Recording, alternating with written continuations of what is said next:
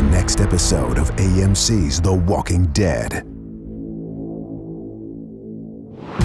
Maggie said that her people could take care of the Saviors. So far, all they've done is put our community at risk. We need to talk. I'm not saving you anymore.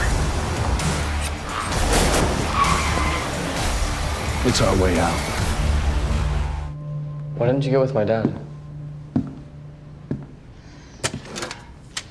I have to figure some things out. What is there to figure out? How we can do this? If we can. We can't. No, not like this. Your dad thinks differently. And he's wrong. You know it.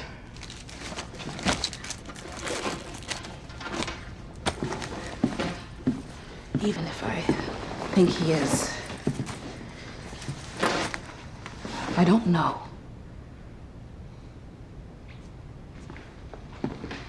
Change your bandage later and be nice to Olivia.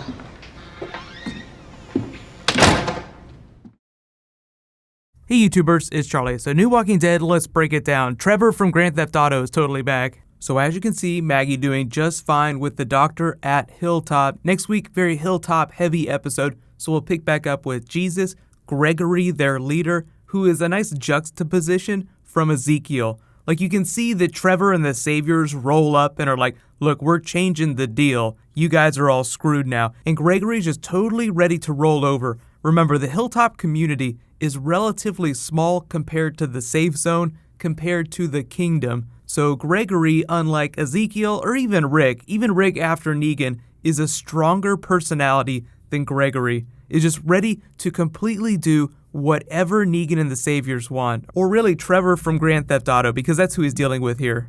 But a lot of what they're doing, what they're setting up here, is all comic book stuff from March to War. So without giving away spoilers, like they're just trying to tell you, Gregory is probably going to be a problem. So the title of the episode, The Next Deal, means a couple different things. Like you have the Saviors here trying to push their new deal on Hilltop. Then in that clip with Michonne and Carl, they talk about Rick's new deal. So they'll probably follow up with Maggie. I'm not expecting to see too much Kingdom stuff in the episode. I think mostly what they're trying to imply is that the survivors are going to try and work something out with Hilltop, but at the same time, the Saviors will also try to do that, and douchebag Gregory will somehow get in the way of all this. And it'll be funny to see if Gregory tries to perv out with Maggie again. The last time she was there, he was kind of creeping on her, but that's also from the comics too. Like, Gregory takes this weird fascination with Maggie while she's getting her exam done. But given what's just happened to Maggie, we'll see how they treat her character in this episode.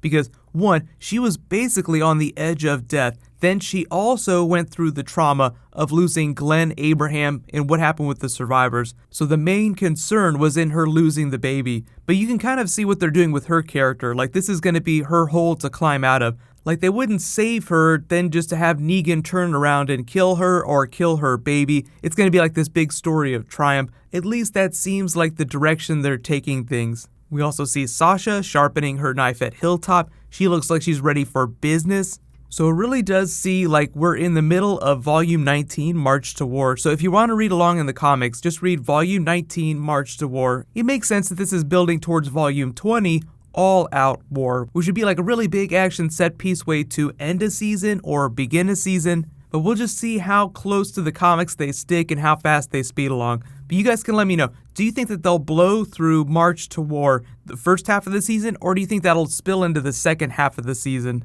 I think they've been a little bit clearer with the way they've treated Maggie's character in the arc that they're setting up for her than with Rick's character. Like, he hasn't been on quite as big a journey. Like, you have that episode 1 moment where he breaks, but in this past episode, episode 4, he didn't seem like quite as much of a coward as expected. Like, he looked like at any moment he might lash out at Negan. So you can see that eventually we'll just get to some moment where he can't stand it anymore and he will want to go against Negan. But the whole idea with that episode 1 moment where he's like groveling on the ground, just like completely broken down, is that Negan really did break him. Rick is not acting, and something has to shake him out of his funk. and it didn't seem like there was any clear moment where that happened during episode 4. So there's still a couple more episodes before the mid-season finale. Maybe we'll see that happen sometime during that. But you have to remember that they do not have any guns. Like, he even went as far as to ask Michonne if she is also secretly hiding more weapons somewhere so that he can get rid of them.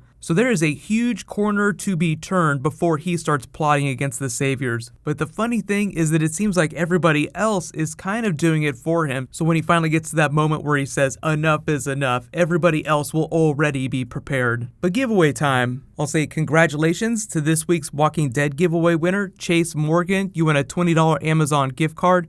Please private message me on the back end of my channel so I can get your contact details. And later today, I will be posting a Westworld video just explaining all the theories, kind of catching people up on the series. They were confirmed for season 2, like they already got their pickup. So there will be a 10-episode season 2. I'm assuming it'll air around the same time next year as season 1 started, like around this time. So I'll post that video in a couple hours. Be sure to subscribe to get that. It's actually been a lot of fun, but like Walking Dead, it also has to pay off some of the big things that it sets up, and it hasn't done that quite yet.